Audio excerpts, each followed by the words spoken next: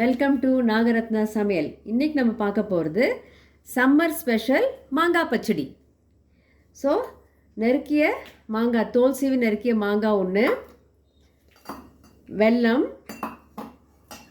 மஞ்சத்தூள், சிட்டிகை உப்பு, ஒரு 1/4 டம்ளர் தண்ணி இருந்தால் போகிறோம். நம்ம சமைக்கலாம்.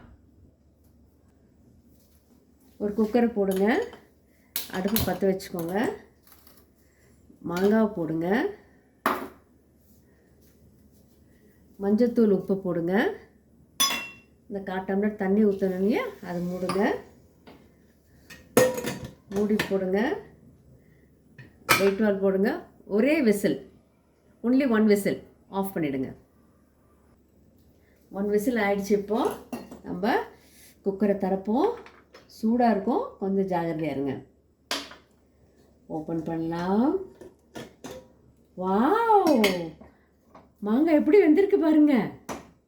இப்போ அடுப்பை பற்ற வைங்க, வெல்லத்தை போட்டுருங்க, அதில் போட்டு மிக்ஸ் பண்ணிட்டீங்கன்னா கொஞ்சம் நல்லா கொதிக்க விடணும். அந்த வெல்லத்தோட பச்சை வாசனை போகணும் நம்மளுக்கு. ஸோ ஒரு 5 மினிட்ஸ் கொதிக்கணும் நம்மளுக்கு. இப்போ நம்ம மாங்காய் பச்சடி ரெடி. வெல்லம் கரைஞ்சிட்டு நல்லா திக்காகிடுச்சு உங்களுக்கு. இது ஆற ஆற இறுகி போயிடும் உங்களுக்கு, நல்ல ஜாம் மாதிரி இருக்கும் உங்களுக்கு. மேங்கோ ஜாமுன்னு கூட சொல்லலாம் நீங்கள் இதை. ஸோ இப்போ எடுத்து நம்ம சர்வ் பண்ணிக்கலாம்.